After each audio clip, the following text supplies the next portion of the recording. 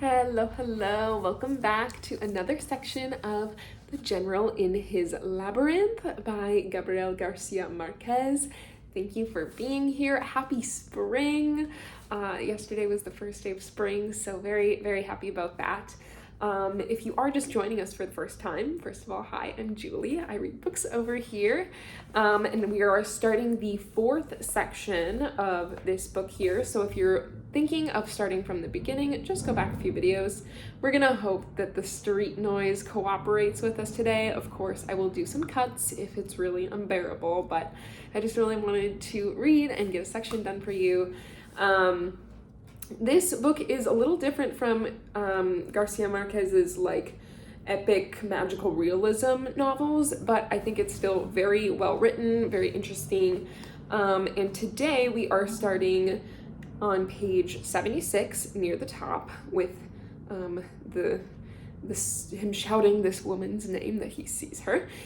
So if you are joining me there, that's where we will begin. We will finish this chapter today. We're in the middle of chapter 3. So no further ado, let's get going. Page 76.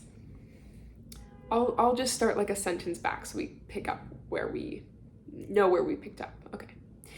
Without saying a word, she held up a reliquary hanging around her neck on a long chain, and he recognized it in astonishment.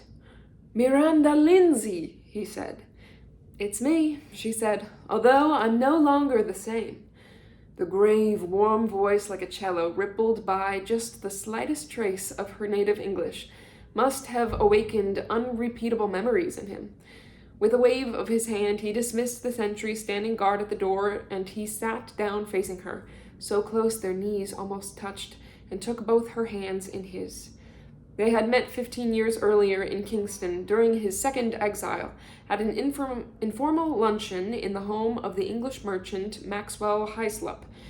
She was the only child of Sir London Lindsay, an English diplomat who had retired to a sugar plantation in Jamaica to write the 6 volumes of memoirs that nobody read. Despite the unquestionable beauty of Miranda and the susceptible heart of the young exile, at the time he was too immersed in his dreams and too involved with another woman to notice anyone else. She would always remember him as a bony, pale man who seemed much older than his 32 years, who had the coarse sideburns and mustache of a mulatto and hair that hung down to his shoulders. Like all the young men of the native aristocracy, he was dressed in the English style. A white cravat, a jacket too heavy for the climate, and the romantic's gardenia in his lapel. Dressed in this fashion, on a libertine night in 1810, he was mistaken by a gallant whore in a London brothel for a Greek pederast. For better or for worse, what was most memorable about him were his dazzling eyes and his endless, exhausting talk in the strident voice of a bird of prey. Strangest of all, he kept his eyes lowered and held the attention of his table companions without looking straight at them. He spoke with the cadence and diction of the Canary Islands and in the educated forms of Madrid, which he alternated that day with an elementary but comprehensible English in honor of 2 guests who did not understand Spanish. During the luncheon, he paid attention to no one except his own phantoms. He spoke without pause in an erudite declamatory style, delivering raw prophetic sentences, many of which would appear in an epic proclamation published some days later in a Kingston newspaper, which history would consecrate as the Jamaica Letter. "It is not the Spaniards but our own lack of unity that has brought us again to slavery," he said. Speaking of the greatness, the resources, and the talents of America, he repeated several times, "We are the human race in miniature." When she returned home, her father asked Miranda about the conspirator who so disquieted Spanish agents on the island, and she summed him up in a single sentence. "He feels he's Bonaparte." Napoleon. Some days later, he received an unexpected message with detailed instructions for meeting her in a deserted spot, alone and on foot. The following Saturday night at 9 o'clock, that challenge endangered not only his own life, but the fate of the Americas as well, for at that time he was the last resort of a shattered insurrection. After 5 years of troubled independence, Spain had just reconquered the viceregency of New Granada and the captaincy general of Venezuela, territories that did not offer resistance to the ferocious onslaught of General Pablo Morillo, called the Pacifier. The supreme command of the Patriots had been eliminated by the simple formula of hanging every man who could read and write. Of all the generation of enlightened Americans who sowed the seeds of independence from Mexico to Rio de la Plata, he was the most convinced, the most tenacious, the most far-seeing, the one who best reconciled the ingenuity of politics and the intuition of warfare.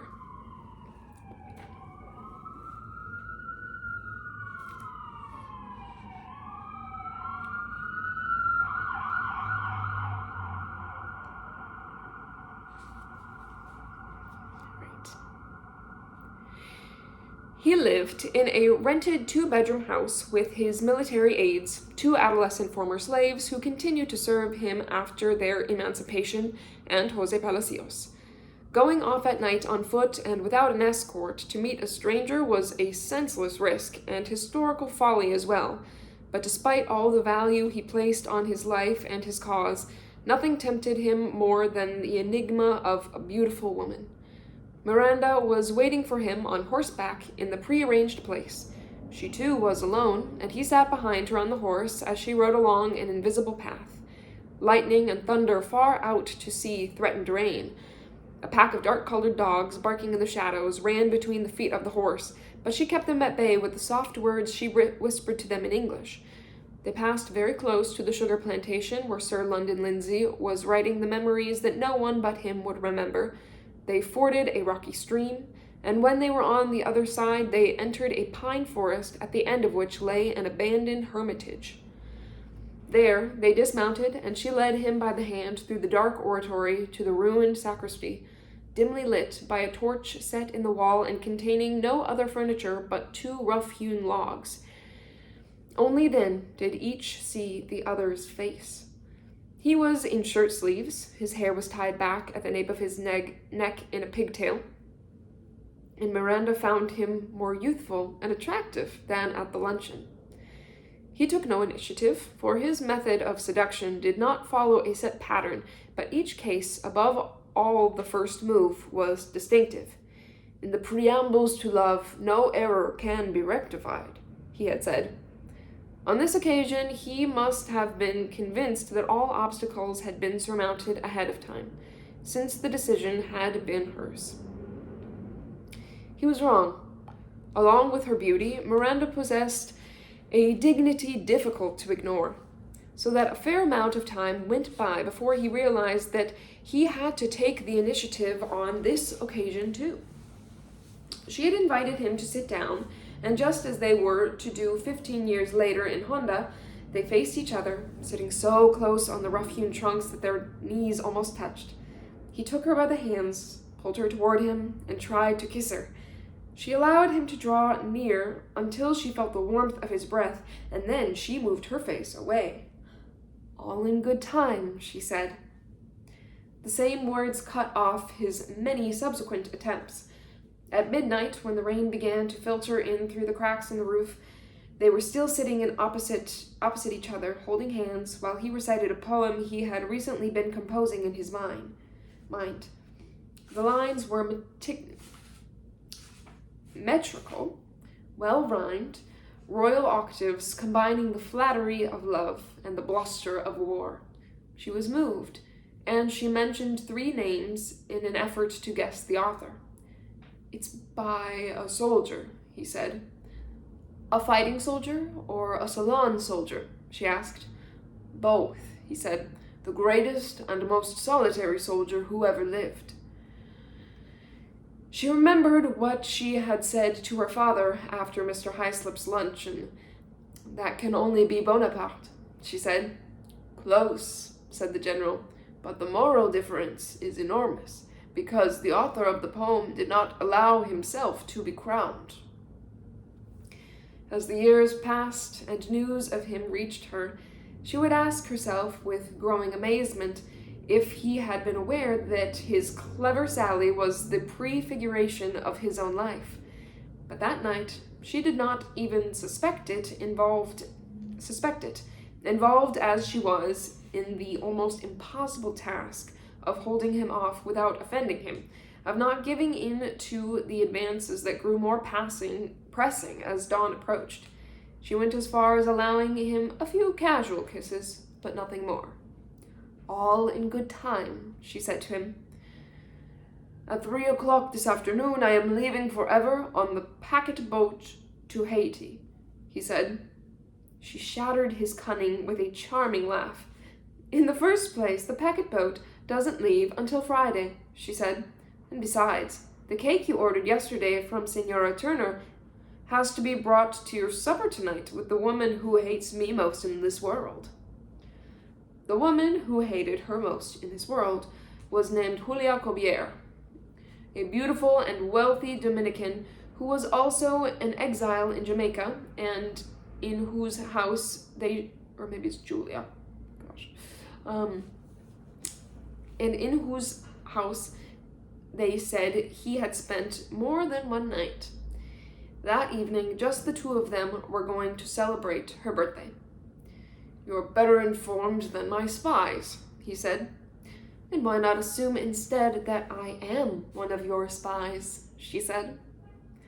He did not understand her remark until 6 o'clock that morning, when he returned to his house and found the body of his friend Felix Amestoy, who had bled to death in the hammock where he would have been lying if it had not been for the counterfeit tryst. Sleep had overcome Amestoy as he waited for the general's return in order to give him an urgent message, and one of the former slaves, paid by the Spaniards, stabbed him 11 times in the belief he was the general. Miranda had learned of the planned assassination and could think of no more astute way to prevent it. He attempted to thank her in person, but she did not respond to his messages. Before leaving for Puerto Principe in a corsair's schooner, he sent Jose Palacios to her with the precious reliquary that he had inherited from his mother, along with an unsigned note consisting of a single line: "I am condemned to a theatrical destiny."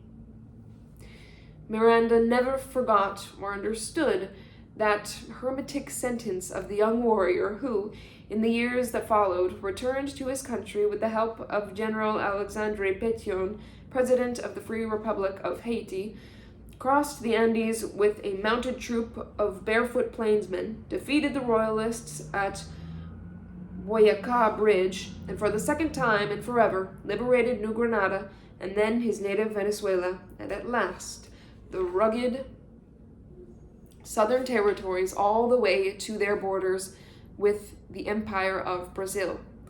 She followed his career above all through the tales of travelers who never wearied of recounting his exploits. When the independence of the former Spanish colonies was established, Miranda married an English surveyor who changed professions and settled in New Granada to plant Jamaican sugarcane in the Honda Valley, where she had been the day before when she heard her old friend, the Kingston exile, was only 3 leagues from her house.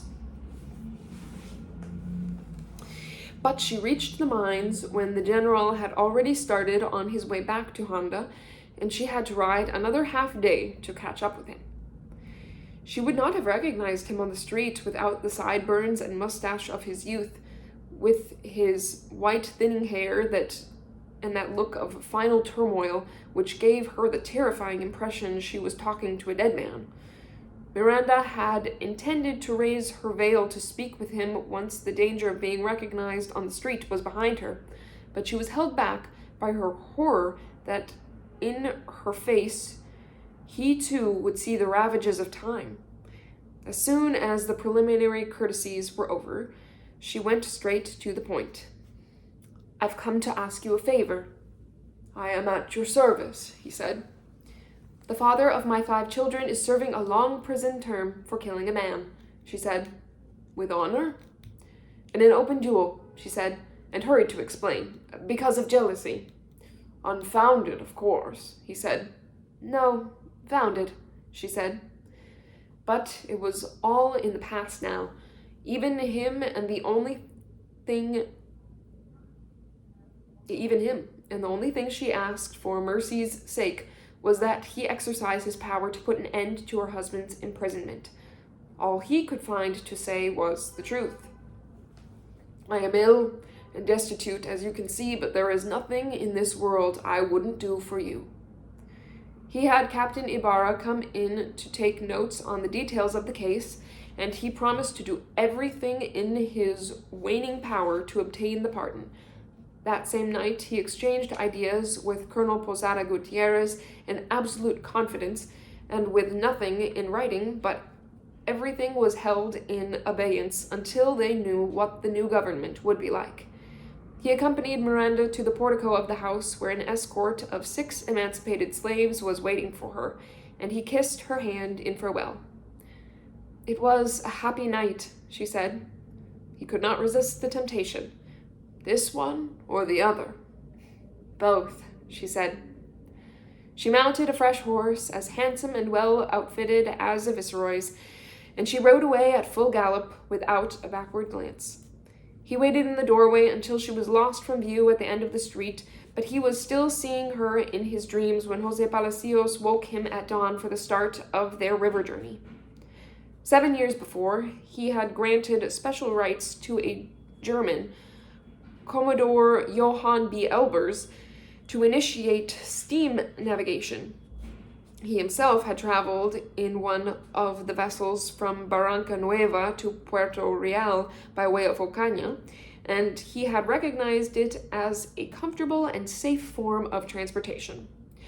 Nevertheless, Commodore Elbers believed the business was not worth the effort if not backed by exclusive rights, and General Santander granted them without conditions when he occupied the presidency. 2 years later, invested with absolute powers by the National Congress, the general broke the agreement with one of his prophetic statements. If we leave the monopoly in the hands of the Germans, they will end up transferring it to the United States. Then he declared total freedom of river navigation throughout the country, and therefore when he attempted to obtain a steamship in the event he decided to make the journey, he encountered delays and circumlocutions that bore too close a resemblance to revenge, and when it was time to leave, he had to settle for the traditional barges. Since 5 o'clock that morning, the port had been full of people on horseback and on foot, recruited by the governor in great haste from the nearby streets to simulate a send-off like those of other times. Numerous launches sailed around the docks, loaded with light-hearted women shouting provocations at the soldiers of the guard, who responded with obscene compliments. The general arrived at 6 with the official delegation. He had left the governor's house on foot, walking at a very slow pace, his mouth covered by a handkerchief soaked in cologne. The day promised to be cloudy. The shops along the commercial street had been open since dawn, and some did business almost in the open air among the ruined shells of houses destroyed by an earthquake 20 years before. The general waved his handkerchief to those who greeted him from the windows, but they were the minority, because the majority watched him pass in silence, astounded by his deteriorated condition. He was in shirt sleeves, wearing his one pair of Wellington boots and a white straw hat. In the atrium of the church, the priest had stood on a chair to deliver a speech, but General Carreño stopped him. The general walked up to him and shook his hand. When they turned the corner, one glance should have been enough for him to realize he would not survive the slope. But he began the ascent, clutching the arm of General Carreño until it became apparent he could not go on. Then they tried to convince him to use the sedan chair that Posada Gutierrez had ready in the event he needed it. "No, General, I beg of you," he said in consternation. "Spare me this humiliation." He reached the top of the incline, more by strength of will than of body, and he still had enough energy to descend to the dock without help. There, he said goodbye with a pleasant remark for each member of the official delegation. And he did so with a feigned smile so they would not notice that on this May 15th, with its ineluctable roses, he was starting out on his return trip to the void. As a memento, he gave Governor Posada Gutierrez a gold medal engraved with his profile, thanked him for all his kindness in a voice strong enough to be heard by everyone, and embraced him with true emotion. Then he was in the stern of the barge, waving goodbye with his hat, not looking at anyone in the clusters of people making their farewells from the shore, not seeing the disorder of the launches around the barges or the naked children swimming like shad under the water. He continued to wave the hat toward a fixed point with a distant expression on his face, until all that could be seen was the stump of the church tower rising above the ruined walls. Then he went inside the shelter on the barge, sat on the hammock, and stretched his legs so that Jose Palacios could help him take off his boots. "Now we'll see if they really believe we've gone," he said. The flotilla was composed of 8 barges of varying sizes and a special barge for him and his entourage, with a helmsman in the stern and 8 oarsmen who propelled it with poles made of guaycum wood. Unlike ordinary barges, with a cargo shed of palm in the center, on this one they had set up a canvas tent so he could hang his hammock in the shade, lined it on the inside with printed cotton cloth, and roofed it with rush matting, and cut 4 windows to increase the ventilation and light.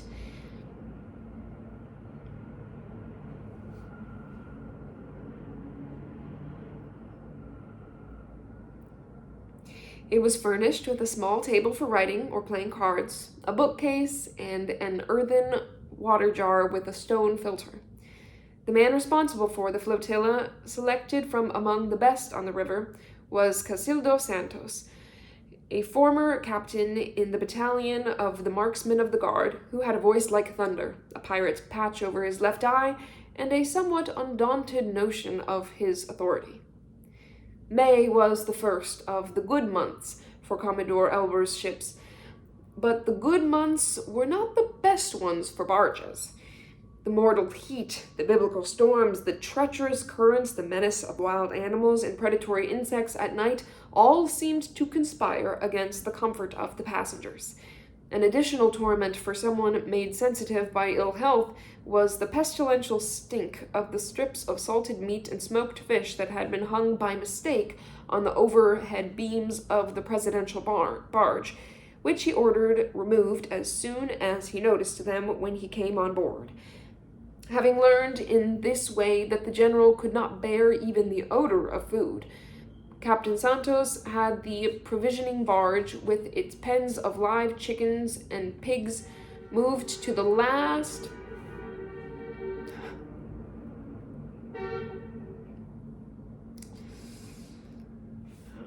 Having learned in this way that the general could not even bear the odor of food, Captain Santos had the provisioning barge with its pens of live chickens and pigs moved to the last place in the flotilla, and from the very first day of navigation, when the general devoured 2 plates of cornmeal mush with great delight, it was established he would not eat anything else during the voyage.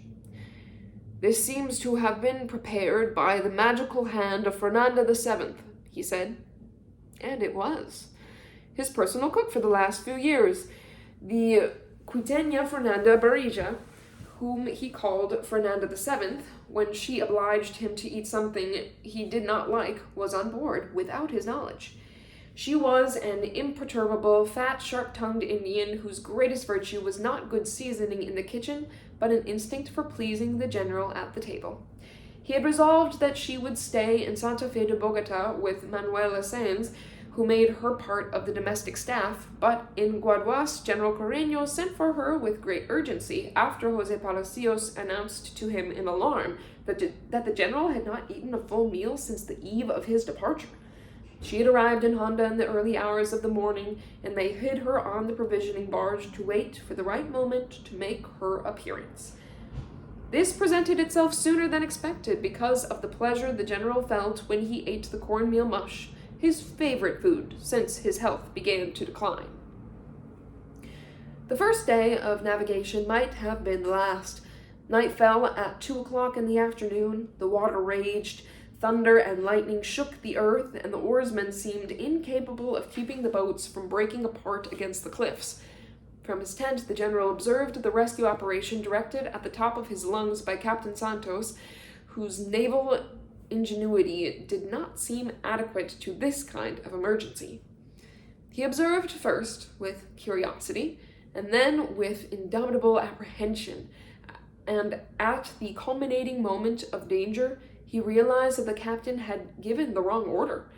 Allowing himself to be carried along by instinct, he made his way through the wind and the rain, and at the very edge of the abyss, he countermanded the captain's order.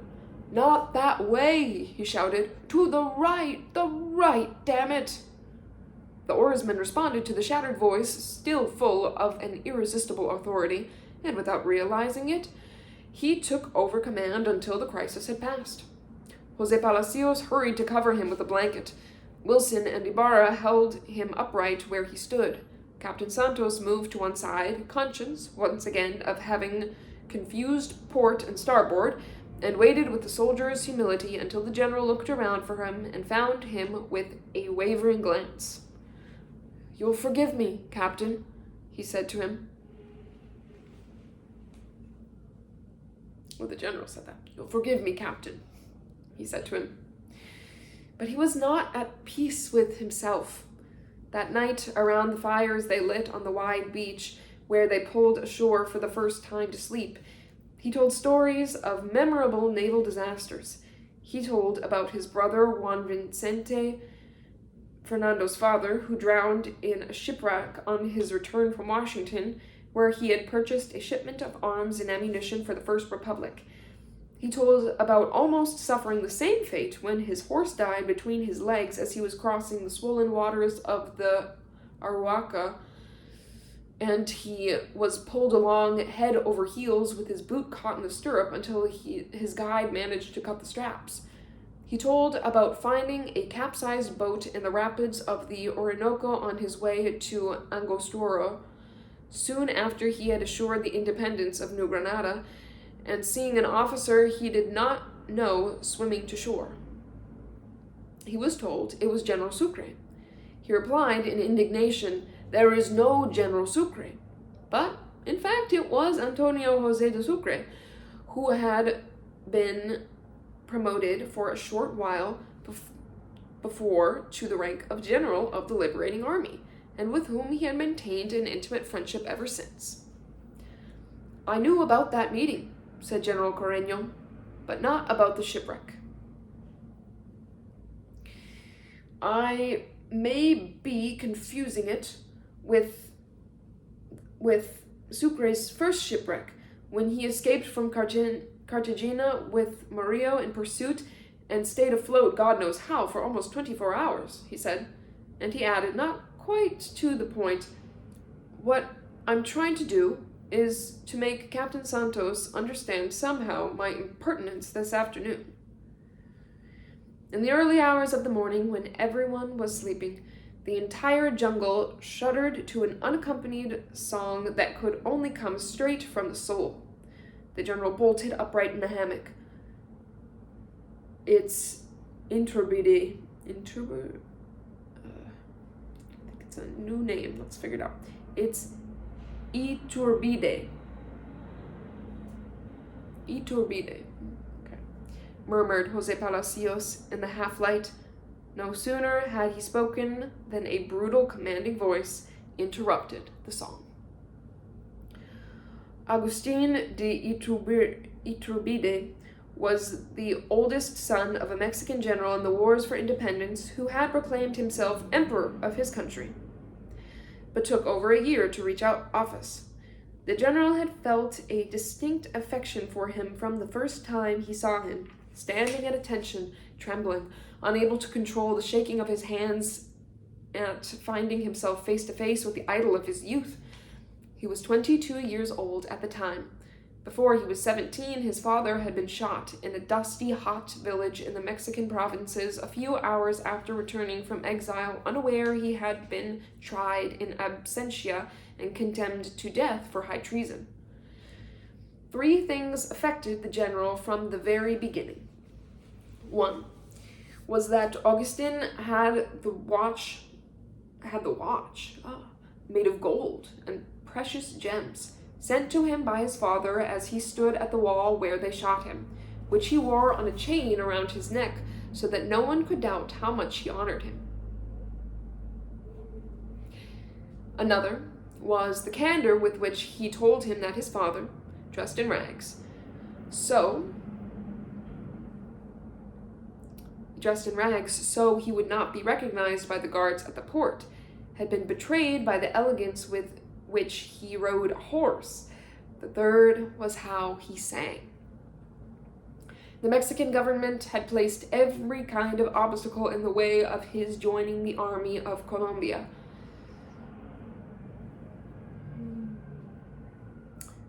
Convinced that his training in the arts of war was part of a monarchist conspiracy supported by the general to crown him Emperor of Mexico with the pretender's rights of a hereditary prince.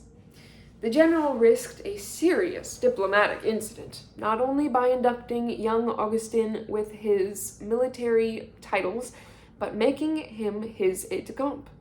Augustin was worthy of his confidence, although he never enjoyed a day of happiness, and only the habit of singing allowed him to survive his precarious position. And therefore, when someone silenced him in the jungles of the Magdalena, the general, wrapped in a blanket, got up from the hammock, crossed the camp lit by the fires of the guards, and went out to join him.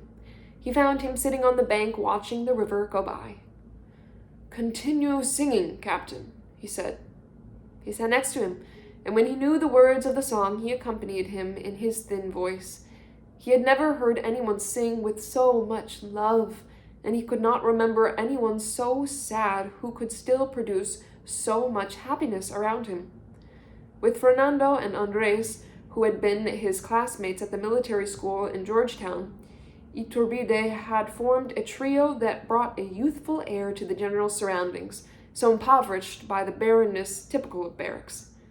Augustin and the general continued singing until the clamor of the jungle animals startled the alligators sleeping on the shore, and the very heart of the water thrashed as if in cataclysm. The general remained seated on the ground, stunned by the awesome awakening of all of nature, until a ribbon of orange appeared on the horizon, and it was light. Then he leaned on Iturbide's shoulder in order to stand up. "Thank you, Captain," he said to him. "With 10 men singing like you, we could save the world." "Ah, General," sighed Iturbide. "What I wouldn't give if my mother could hear you say that." On the second day of the voyage, they saw well-kept haciendas with blue meadowlands and handsome horses running free. But then the jungle began, and everything became contiguous and unchanging. Earlier, they had started to pass rafts made of enormous tree trunks that the woodcutters who lived on the riverbanks were taking to Cartagena de Indias to sell. They were so slow, they seemed unmoving in the current, and entire families with their children and animals traveled on them with only the meager protection from the sun provided by simple lean-tos made of palm. At some bends in the jungle, they could already see the first devastation caused by the steamship crews in order to feed the boilers. "The fish will have to learn to walk on land because the water will disappear," he said. The heat grew intolerable during the day, and the raucous screams of the monkeys and birds became maddening, but the nights were silent and cool. On the broad beaches, the alligators lay motionless for hours on end. their jaws open to catch butterflies. Next to the deserted settlements, they could see corn plantings and skeletal dogs that barked as the vessels passed by, and even in the uninhabited wilds, there were tapir traps and fishing nets drying in the sun, but there was no sign of any human being.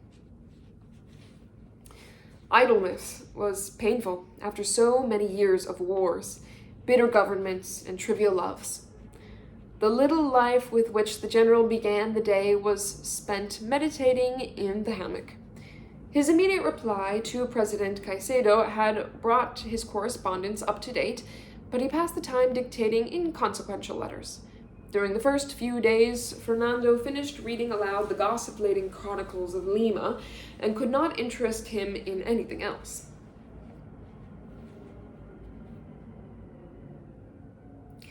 It was the last book he read in its entirety. He had been a reader of the imperturbable veracity during the respites after battles and the rests after love, but a reader without order or method. He read at any hour, in whatever light was available, sometimes strolling under the trees, sometimes on horseback under the equatorial sun, sometimes in dim coaches rattling over cobbled pavements, sometimes swaying in the hammock as he dictated a letter. A bookseller in Lima had been surprised at the abundance and variety of works he selected from a general catalogue that listed everything from Greek philosophers to a treatise on chiromancy. In his youth, he read the Romantics under the influence of his tutor Simón Rodriguez, and he continued to devour them as if he were reading himself and his own idealistic, intense temperament. They were impassioned readings that marked him for the rest of his life. In the end, he read everything that came his way, and he did not have a favorite author, but rather many who had been favorites at different times.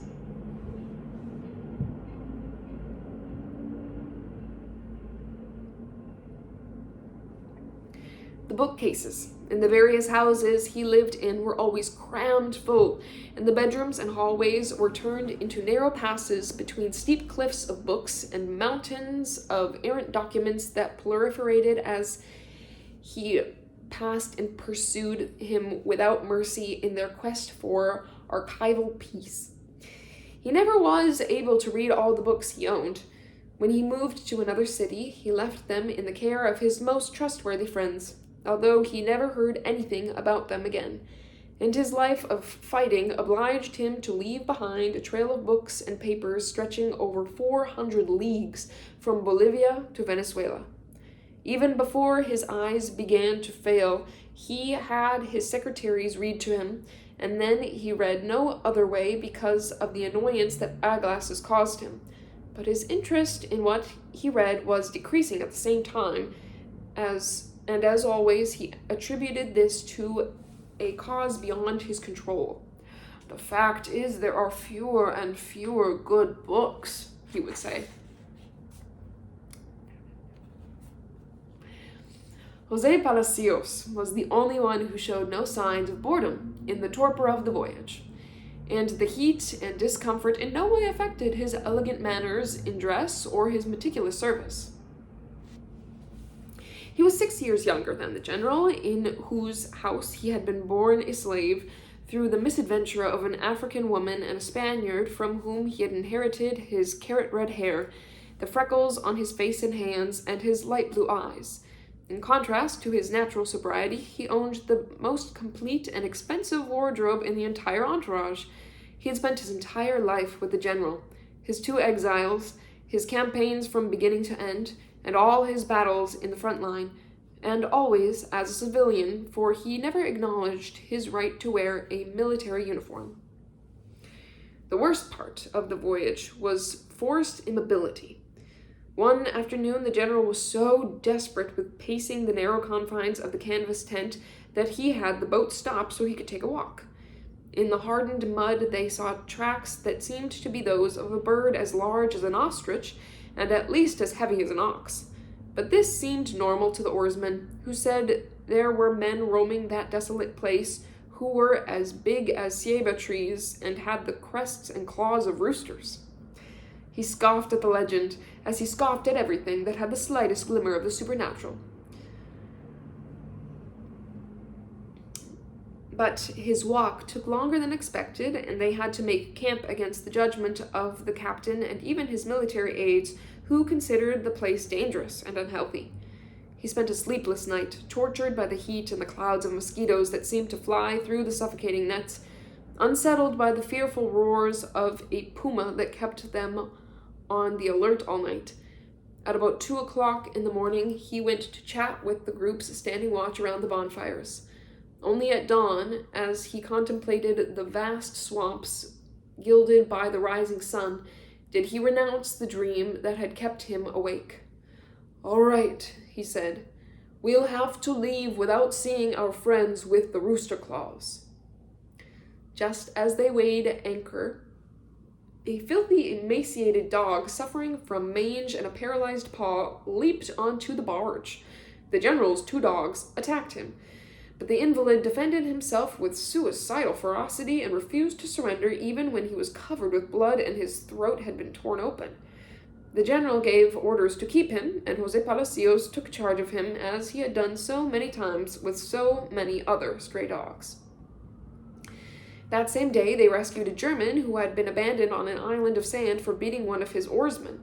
When he came on board, he represented himself as an astronomer and a botanist, but in conversation it became evident he knew nothing about either science. On the other hand, he had seen with his own eyes the men with rooster claws, and he was determined to capture one alive, put it in a cage, and exhibit it in Europe as a phenomenon comparable only to the Spider-Woman of the Americas, who had caused such a sensation in the ports of Andalusia a century before.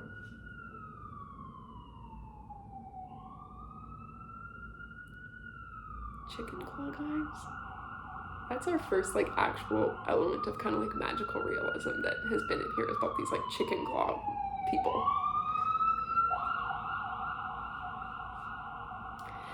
Anywho.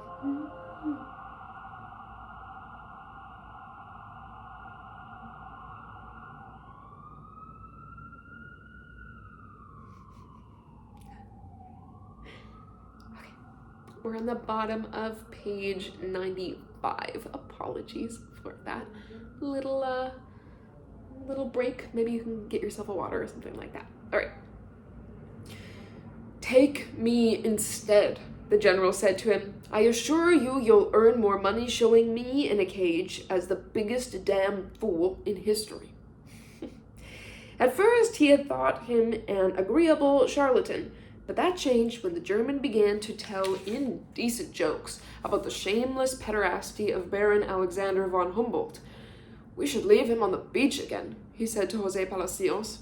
In the afternoon they came across the mail launch sailing upstream and the general used all his charm to have the mail agent open the sacks of official correspondence and give him his letters.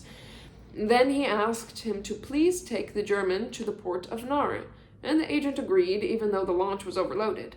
That night, while Fernando was leaving the letters to him, the general growled, "That motherfucker isn't worth a single hair on Humboldt's head." He had been thinking about the Baron even before they rescued the German, for he could not imagine how he had survived in that untamed wild. He had met him during his first years in Paris, after Humboldt's return from his trip through the equinoctial countries, and he had been as astonished by the splendor of his beauty, the likes of which he had never seen in any woman, as by his intelligence and erudition. On the other hand, what he had found least convincing was the Baron's certainty that the Spanish colonies in America were ripe for independence. He had said as much without a tremor in his voice, at a time when the thought had not occurred to the general even as an idle Sunday fantasy. "All that's missing is the man," Humboldt said. He told Jose Palacios about it many years later in Cusco, perhaps because he found himself at the top of the world at a moment when history had just demonstrated that he was the man. He did not tell anyone else, but each time the Baron was mentioned, he took the opportunity to pay tribute to his prescience. Humboldt opened my eyes. It was the 4th time he had traveled along the Magdalena, and he could not escape the impression that he was retracing the steps of his life. He had sailed its waters for the first time in 1813, when he was a colonel in the militia who had been defeated in his own country and had come to Cartagena de Indias from his exile in Curaçao in search of resources to continue the war. New Granada had been divided into autonomous fragments. The cause of independence was losing popular support in the face of ravage repression by the Spaniards, and final victory seemed less and less certain. On the 3rd voyage, aboard a paddle boat as he called it, the work of liberation had been concluded, but his almost maniacal dream of continental unity was beginning to crumble. On this, his final voyage, the dream was already destroyed, but it survived in a single sentence he never tired of repeating. Our enemies will have all the advantages until we unify the government of America. Of the countless memories he shared with Jose Palacios, one of the most moving was that first voyage, when they waged the war to liberate the river. He led 200 men armed with whatever weapons they could find, and in some 20 days there was not a single monarchist Spaniard left in the Magdalena Basin. Jose Palacios himself realized how much things had changed when, on the 4th day of the voyage, they began to see the ranks of women along the river banks at every village, waiting for the barges to pass. Those are the widows, he said. The general looked out and saw them, dressed in black, lined up on the bank like pensive crows under the burning sun, waiting for anything, even if it was only a charitable greeting. General Diego Ibarra, Andres' brother, used to say the general never had a child, but was, instead, father and mother to all the widows in the nation. They followed him everywhere, and he kept them alive with heartfelt words that were true proclamations of consolation. Nevertheless, he was thinking more of himself than of them when he saw the lines of funereal women in the villages along the river. Now we are the widows, he said. We are the orphans, the wounded, the pariahs of independence. They would not stop in any town before Mompox except Puerto Real, where the Ocaña emptied into the Magdalena River. There they met General Jose Laurencio Silva, the Venezuelan who had completed his mission of accompanying the rebel grenadiers to the border of their country and had come to join the cortege. The general remained on board until nightfall, when he went ashore to sleep in an improvised encampment. While he was on the barge, he received the ranks of the widows, the impoverished, the helpless of all the wars who wanted to see him. He remembered almost all of them with astounding accuracy. Those who had remained were dying of poverty. Others had gone in search of new wars to survive, or had become highwaymen, like countless veterans of the liberating army everywhere in the nation. One of them summed up their feelings in a phrase. We have independence, General, so now tell us what to do with it. In the euphoria of victory, he had taught them to speak to him this way, with the truth in their mouths. But now, truth had changed masters. Independence was a simple question of winning the war, he said to them. The great sacrifices must come afterwards to make a single nation out of all these countries. We've made nothing but sacrifices, General, they said. He would not give an inch. More are needed, he said. Unity has no price. That night, as he wandered around the building where he had hung his hammock, he saw a woman who turned to look at him as he passed, and he was surprised by her lack of surprise at his nakedness. He even heard the words of the song she was singing under her breath. Tell me it's never too late to die of love. The watchman was awake under the portico. Is any woman here? The general asked him. The man was certain. None worthy of your excellency, he said. and unworthy of my excellency? None at all, said the watchman. There's no woman within a league of here.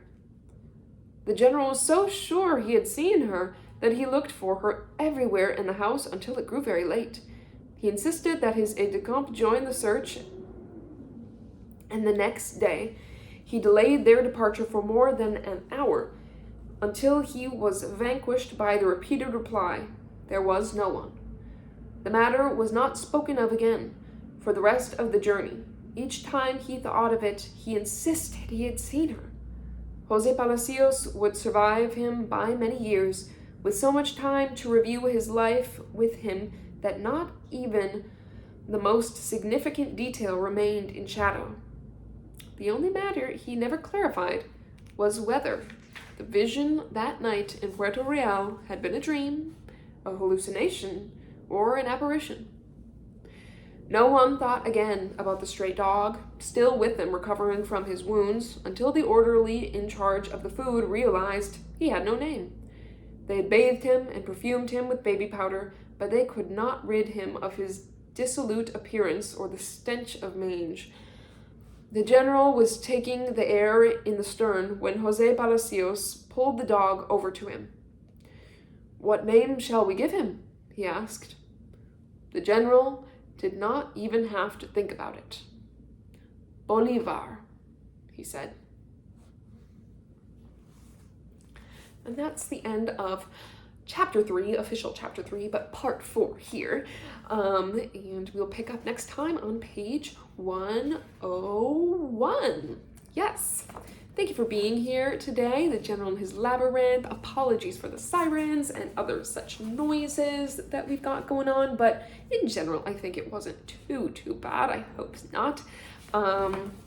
Yeah, anyway, I just love being here reading for you guys, and I will hopefully get another section up over the weekend. This one's a little meatier, a little heavier, so 2 times a week is suiting me just fine. I hope it is for you as well, and I hope to see you next time. Bye.